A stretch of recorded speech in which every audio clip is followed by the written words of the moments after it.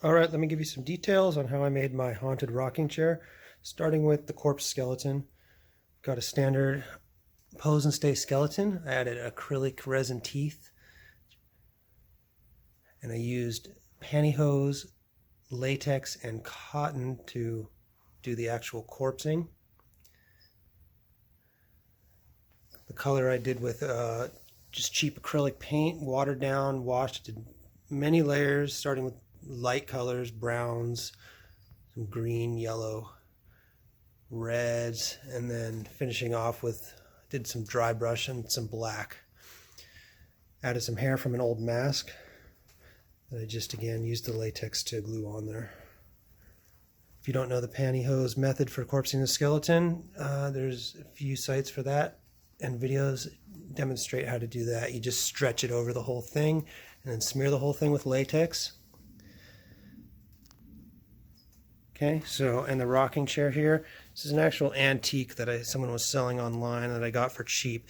It's actually a kid's rocking chair, but it's larger than a normal kid's, and it actually fits the skeleton pretty perfectly. I guess this is about a 100-year-old chair, so I didn't want to drill or damage the chair really.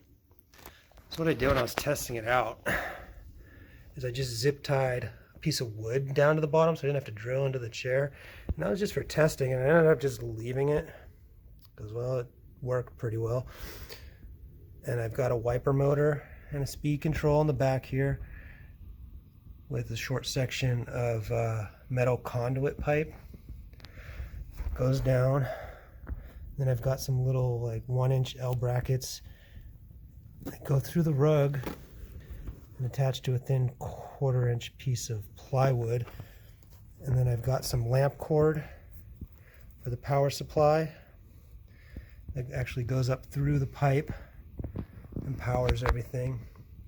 And I've also got a speaker going up that actually sits inside the skeleton. Show you that here. Excuse me, ma'am. Right inside. That's a speaker from Frightprops. It came with a picoboo prop controller. I'll let you see that in a minute. So what I've got down here, I just built a little front box here with a little pipe with a piece of tape over it for the sensor. Now I bought the whole kit for the picoboo. Came with the motion sensor, speaker, and the control here, some wires. It's a pretty good deal. The motion sensor is pretty large, a little bit larger than this. And I wanted to try this because it's a good deal because it comes with a big, I guess I want to say 20, maybe 30 feet of wire for the motion sensor, which I could definitely use for some other things, but I did not need it for this, and smaller was definitely better on this one. So I found these sensors. These are Sensky. It's a PIR Model 8. and it's 12 to 26 volts, I think, and can handle 6 amps. So works fine for this. The wiring's a little different than the one that comes with it, but see there.